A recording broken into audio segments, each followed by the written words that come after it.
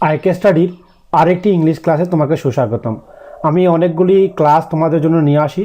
প্রতিদিন রাত্রিবেলা 8টার সময় ক্লাস নিয়ে আসি। ক্লাসগুলি খুব সহজ সরল ভাষায় ইংলিশগুলো হয়ে থাকে। ইয়েস, প্রথমে আমি সহজ সরল সেটগুলি তোমাদেরকে প্র্যাকটিস করে দেবো, এরপরে বুঝিয়ে দেবো, এরপরে আস্তে আস্তে কঠিন যাব। তাই সহজ সরল ক্লাসগুলি অবশ্যই ভালো করে দেখো। প্রথম যে প্রশ্নটা এখানে লেখা আছে 20 নাম্বার 1 প্রশ্ন। অলরেডি আমি অনেকগুলি প্রশ্ন তোমাদের জন্য লিখেছি, প্রায় 50টি কোশ্চেন কিন্তু আগের এগুলোতে হয়ে গেছে, তো সেইগুলো তুমি দেখে নাও। তো চলো কি করা যাক। এখানে লেখা আছে I think you dash join us. I think you should join us, এটা হবে না। I think you must join us, I think you can join us, or none of this, অর্থাৎ option A, option B, option C, option D. তোমাদেরকে আমি একটু সময় দেব, সময়ের মধ্যে তোমাদেরকে কমেন্ট সেকশনে আনসার লিখতে হবে। যদি কোনো কিছু প্রয়োজন হয় কমেন্ট করতে পারো, আমি এখানে বলবো না, আমি কমেন্ট সেকশনে আমিও কমেন্ট করে তোমাদেরকে জানিয়ে দেবো, যাতে মাঝখানে পড়ার ডিস্টার্ব না হয়। এবার তোমাদের মনে হতে পারে স্যার এখানে কেনও বসতে পারে অথবা শুডও বসতে পারে। তো চলো, ক্যান এবং শুড বসতে পারে, কোনটা হতে পারে সেই বিষয়টি নিয়ে আলোচনা করব। এখানে যে বিষয়টি হবে সেটি আমি তোমাদেরকে দেখাবো। এখানে শুডটি হবে, yes, I think you should join us. Yes, you should join us, আমি মনে করি তোমার এখানে জয়েন করা উচিত। এবার কথা হলো যে স্যার শুড কথাটি কোথায় কোথায় ব্যবহৃত হয় বা কখন ব্যবহার করা যায় সেই বিষয়টি তোমার জানা দরকার। ওকে, চলো সেই বিষয়টি তোমাদেরকে জানিয়ে দিই। আমি তোমাদের স্ক্রিনে এখানে দেখো ভেসে উঠেছে, আমি আগে থেকে লিখে রেখেছি যে how to use should. Yes, should কী করে ব্যবহার করা হয় এখানে লেখা আছে। আর শুড কতগুলো ক্ষেত্রে ব্যবহার করা হয়, যখন তুমি তোমার মতামত এক্সপ্রেস করবে, কেমনভাবে, যে সম্ভাব্য মতামত। দেখো প্রথমে এখানে লেখা আছে use should be express something that is probable. So যখন পসিবল বলতে যখন কোনো কিছু সম্ভাব্য, অর্থাৎ কোনো কিছু সম্ভাব্য ঘটতে চলেছে, যে আমার মনে হচ্ছে জন পৌঁছে যাবে 2টোর সময় এখানে, বা জন হবে, তাহলে এখানে দেখো আমি লিখে রেখেছি একটা example. To express something that is probable you might say Joe should be here soon, যে জো তাড়াতাড়ি এখানে খুব তাড়াতাড়ি আসবে, খুব তাড়াতাড়ি আসতে পারে, শুড, তাহলে এখানে শুড ব্যবহার করতে পারে। আবার শুড কখন ব্যবহার করা হয়, যে আস্ক এ কোশ্চেন্স, যখন কোনো কিছু কোশ্চেন্স বা প্রশ্ন জিজ্ঞেস করা হয় তখনও তুমি কিন্তু শুড ব্যবহার করতে পারো। To ask a question using should, you could say should I dress formally for the dance, আমি কি ড্যান্সের জন্য ফর্মাল ড্রেস পরতে পারি। ইয়েস, কাউকে আপনি জিজ্ঞাসা করছেন ভদ্রবাবু যে আমার কি ড্যান্সের জন্য পরা উচিত, আমার কি পড়া উচিত, অর্থাৎ উচিত কথাটি যখন ব্যবহার করা হয় তখন কিন্তু শুড ব্যবহার করা হয়। আর এটি কখন, যখন কোনো কিছু রিকমেন্ডেশন, অর্থাৎ যখন আপনি কোনো আবেদন করেন বা বলে থাকেন বা হালকা আদেশ করে থাকেন, সেই সময় ক্ষেত্রে কিন্তু শুড ব্যবহার করা হয়। দেখো যখন লেখা আছে and to make a strong recommendation, strong, যে হ্যাঁ আপনার এটা অবশ্যই পড়া উচিত, আপনার এটা অবশ্যই করা উচিত, আপনাকে এখানে অবশ্যই যাওয়া উচিত, এই যে কথাগুলো আমি বলছি, যদি এমন ধরনের কথা হয় তখন কিন্তু শুড ব্যবহার করা হয়। তাহলে ইউ মাইট সে, দেখুন দেখুন কি লেখা আছে, you should stop eating so much, আপনার অবশ্যই খাবার খাওয়া বন্ধ করে দেওয়া উচিত, অতিরিক্ত খাবার খাওয়া। Or you will soon gain weight, so you will soon gain weight, তাহলে অথবা আপনি আপনার ওজন বাড়িয়ে ফেলবেন। তাহলে বুঝতেই পারছেন এমন ধরনের। সো আপনি বলতেই পারেন আপনার এই ননসেন্স বকবাস আপনি বন্ধ করা উচিত, you should stop your nonsense বকবাস, হ্যাঁ না, করতে পারেন। তো এই ধরনের কথা বলতে গেলে আপনি কিন্তু শুড ব্যবহার করতে পারেন। ঠিক আছে, তুমি যদি আমার চ্যানেলে নতুন হয়ে থাকো তাহলে চ্যানেলটিকে সাবস্ক্রাইব করো, বেল আইকনটি প্রেস করো। অলরেডি আমি বলি আমি কিন্তু প্রতিনিয়ত 10ম শ্রেণীর অঙ্ক ক্লাস দিয়ে থাকি। ইয়েস, 10ম শ্রেণীর অঙ্ক ক্লাস দিয়ে থাকি। এবার আমি বলি আমাদের একটি আবাসিক কোচিং সেন্টার আছে, যেখানে পুলিশ এবং আর্মির সমস্ত কিছুর ব্যবস্থা করে দেওয়া হয়, অর্থাৎ সমস্ত কিছু কিন্তু ফ্রি। ইয়েস, থাকা খাওয়া দাওয়া সমস্ত কিছু ফ্রি। এই সুবর্ণ সুযোগ তোমার জন্য, বিশেষ কয়েকজন ছাত্রের জন্য। তোমরা যারা আসতে চাও তারা কিন্তু এই নম্বরে সরাসরি কল করতে পারো। যারা ভাবছো যে স্যার আমরা যে স্পেশালি আবগারি মেনের জন্য প্রিপারেশন নিতে চাই বা আবগারি চাকরিটা এবার পেতে চাই, তাহলে তাদেরকে অবশ্যই বলবো যে অবশ্যই তুমি কিন্তু আমাদের এই আবাসিক কোচিং সেন্টারে তাড়াতাড়ি যোগাযোগ করো, কারণ আমরা এই সমস্ত কিছু খুলে গেলেই আমরা কিন্তু তোমাদের জন্য প্রিপারেশন শুরু করে দেবো। তো এই নম্বরে কল করতে, তোমার নাম রেজিস্টার করতে অবশ্যই ভুলবে না। তো চলো নেক্সট প্রশ্ন আমরা শুরু করা যাক। আজকের প্রশ্নটি তো এই প্রশ্নটা আমাদের হয়ে গেছে। পরের প্রশ্ন তোমাদের স্ক্রিনে ভেসে উঠেছে, তোমরা দেখতে পাচ্ছ যে পরের প্রশ্নটা আমরা কি করব। এখানে লেখা আছে 22 নম্বর প্রশ্ন, ইট তারপরে dash as if it's going to rain in a while, তাহলে কি হবে?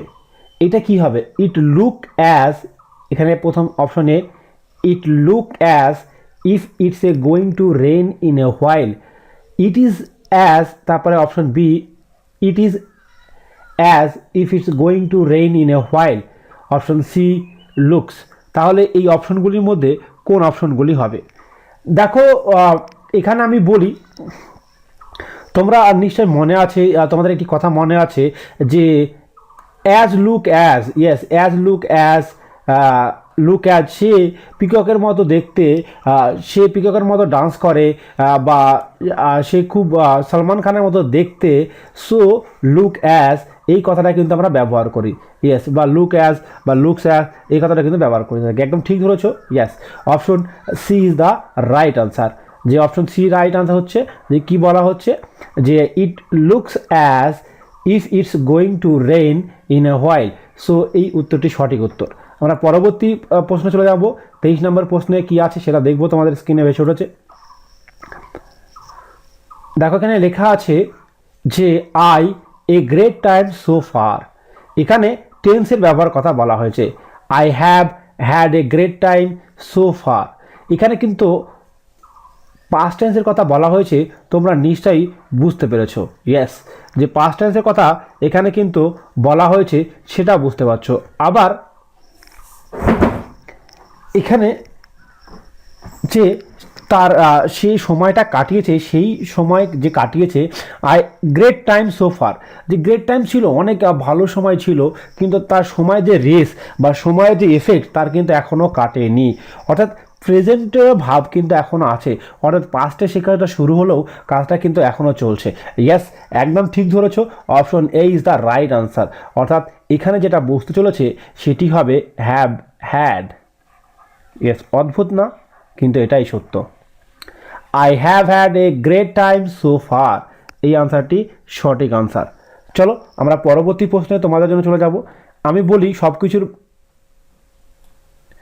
তুমি যদি ধীরে ধীরে সবগুলি প্রশ্নগুলি আমাদের লক্ষ্য করো তাহলে কিন্তু তুমি অনেক স্ট্রং হয়ে উঠবে।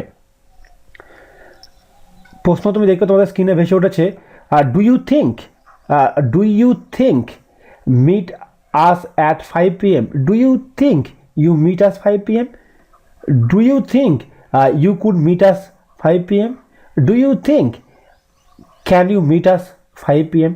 দেখো আগের মতো প্রশ্ন নাম্বার যেটা আমরা 21 নম্বর প্রশ্ন করেছিলাম সেই কোশ্চেনের মতো, তুমি কি চিন্তা করো তুমি কি আমার সাথে মিট করতে পারবে বা মিটিং করতে পারবে 5টা PM এর সঙ্গে, এটা বলছে। এটা কিন্তু ফিউচার টেন্সের কথা বলছে, ঠিক আছে না, ফিউচার টেন্সের কথা বলছে, তুমি কি পারবে জিজ্ঞাসা করছে, তোমার দ্বারা কি সম্ভব, তাহলে কি হবে, তাহলে এটা কি হবে বলুন, ক্যান ইউ কুড, আচ্ছা ইউ তো হবে না, আমি বলি প্রথমত ইউ তো হবে না, একদম 100% গ্যারান্টি থাকো, ঠিক আছে। এবার এই দুটোর মধ্যে অপশন নান অফ দিসও হবে না, এবার এই দুটোর মধ্যে অপশন কোনটা হবে সেটা তোমরা ভালো করে বলো। একদম you could, yes, do you think you could, তুমি কি ভাবো তুমি কি পারবে আমাদের সাথে মিট করতে 5 PM, তাহলে option B is the right answer. যারা যারা অপশন বি ভেবেছো তাদের সঠিক আনসার। আমরা পরবর্তী প্রশ্ন অর্থাৎ প্রশ্ন নাম্বার 25 তোমাদের স্ক্রিনে ভেসে উঠেছে, আমরা দেখে নেব যেখানে কি বলা হয়েছে। The price of CDs online are different, আচ্ছা different the price in the local shop. এখানে বলে না যে এখানে কি বলা হয়েছে যে সিডির দাম, অনলাইনে সিডির দাম লোকালে যদি সব বিক্রি হয় দোকানের থেকে আলাদা। সো এখানে কি হবে, এই কথাটি খুব ইম্পর্টেন্ট একটি প্রশ্ন তোমাদের জন্য। Option A is the two, option B is the two, option C is the as, option D is the, তাহলে তোমরা নিশ্চয়ই দেখতে পাচ্ছ যে এখানে বিভিন্ন ধরনের কথা আছে। তাহলে এখানে আমরা জানি টু এবং টু কথাটি কখন বসে, দেখো টু ইট, টু ফ্যাট, হ্যাঁ বলা হয় না। সো দুটো টু যখন ব্যবহার করা হয় তখন এইরকম ধরনের লেখা হয় যে অতিরিক্ত খেলে অতিরিক্ত মোটা হবে, অতিরিক্ত হাঁটলে অতিরিক্ত পাতলা হবে, অতিরিক্ত ধীরে চললে অতিরিক্ত দেরি হবে। এই যে কথাগুলো ব্যবহার করা হয় তখন টু আর টু কথাটা ব্যবহার করা হয়। স্যার এখানে কিন্তু কোনো টু কথাটা ব্যবহার করা না হয়, তাই এই কথাটি ব্যবহার করার কোনো সম্ভাবনা নেই, তাই না? সুতরাং এ এবং সি এর মধ্যে অপশন। এবার নিশ্চয়ই বুঝতে পারছো তুলনা করেছে, তো তুলনা যখন করে কোনো কিছুর সঙ্গে তখন কিন্তু টু ব্যবহার করা হয়। আবার কি বললাম, তুলনা করা, কম্পেয়ার করা, যখন কোনো কিছুর সাথে কম্পেয়ার করা হয় তখন কিন্তু এই টু কথাটা ব্যবহার করা হয়। So too is the right answer. এখানে অবশ্যই too is the right answer. এই প্রশ্নটি খুবই ইম্পর্টেন্ট ছিল এবং সোজাও ছিল বলবো। তো আমরা পরবর্তী প্রশ্নে তোমাদের জন্য চলে যাব, অর্থাৎ প্রশ্ন নাম্বার 26। এখানে 26 নম্বর প্রশ্নে বলেছে, দেখো তোমাদের প্রশ্ন কিন্তু পুলিশের চাকরিতে কিন্তু এই ধরনের প্রশ্নগুলো লিখে থাকে, খুব সহজ সরল প্রশ্ন লিখে থাকে যেগুলিকে তোমাকে হ্যান্ডেল করতে হয়। আমরা পরবর্তী প্রশ্নে তোমাদের জন্য এখানে আছে, দেখো, can you a holiday browser at the travel agent for me. আচ্ছা, যে হলিডে যে ব্রাউজার হয় সেই ব্রাউজারগুলি যে ব্রাউজার হয় সেইগুলি কি তুমি ট্রাভেলের কাছ থেকে কালেকশন করতে পারবে আমার জন্য? ঠিক আছে, সেই কথাটি বলা হয়েছে। সো ক্যান ইউ কালেক্ট হবে, can you find, can you pick up. D, এখানে ভালো করে দেখো তুমি কি পারবে কার কাছ থেকে? যে হলিডে যে ব্রাউজারগুলি হয় সেগুলি ট্রাভেল এজেন্টের কাছ থেকে, হ্যাঁ অ্যাকচুয়ালি ব্রোচারও কথাটা উচ্চারণ করা উচিত, হ্যাঁ ঠিক আছে। সো ট্রাভেল এজেন্টের কাছ থেকে যে হলিডে ব্রোচার নিয়ে আসতে পারবে, কী হবে? কালেক্ট, সংগ্রহ কেন করবে? সংগ্রহ কখন বলা হয়? যখন কোনো লোকটার কাছে আছে, সে অনেক জায়গা থেকে রাখে বা সংগ্রহ করে, সেটা সংগ্রহ বলা হয়, তাই না? তো সুতরাং এখানে সংগ্রহ করার কোনো প্রশ্নই আসে না, কালেক্ট হবে না। ফাইন্ড কেন করবে? খোঁজার তো কোনো প্রশ্ন নেই, কারণ সে তো জানে যে কোন ট্রাভেলের কাছে আনতে হবে, তাকে তো বলে দেবে, তাই না? সো পিক আপ, তাকে আনতে হবে, মানে ওখান থেকে আনতে হবে। পিক আপ মানে তুলে নিয়ে আসা বা নিয়ে আসা, কারো হুকুমে নিয়ে আসাকে পিক আপ বলা হয়। ইয়েস, পিক আপ আমরা যখন স্কুলে ব্যবহার করি দেখবে তুমি পিক আপ ভ্যান বলা হয় না। পিক আপ ভ্যান কেন বলা হয়? কারণ বাচ্চাদেরকে ছাত্ররা ওখানে থাকে, স্কুলে থাকে, তাদেরকে তুলে আনতে হয়।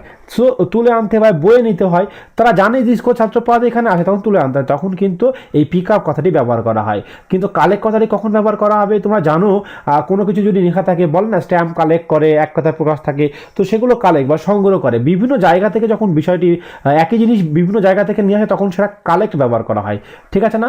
আর ফাইন্ড, যখন কোনো কিছু হারিয়ে যায়, যখন তার উৎস বা কোথায় পাওয়া যাবে সেটা জানা নেই, অর্থাৎ কোথায় পাওয়া যায়, অজানা জায়গায়, অজানা জিনিস, অজানা জায়গা বা প্লেস থাকে, তাহলে সেখানে ফাইন্ড ব্যবহার করা হয়। বোঝা গেল? তো ফাইন্ড ব্যবহার করা হবে কোথায়? যদি জায়গাটা যদি অজানা থাকে, ঠিক আছে না? কালেক্ট ব্যবহার কোথায়?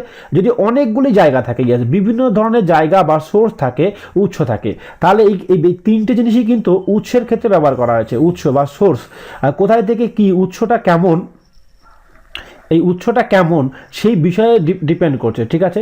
উৎস যদি অজানা হয়, একটাই অজানা, তখন কিন্তু সেটা ফাইন্ড হয়। উৎস যদি জানা হয় তখন কিন্তু সেটা পিক আপ হয়। বোঝা গেল?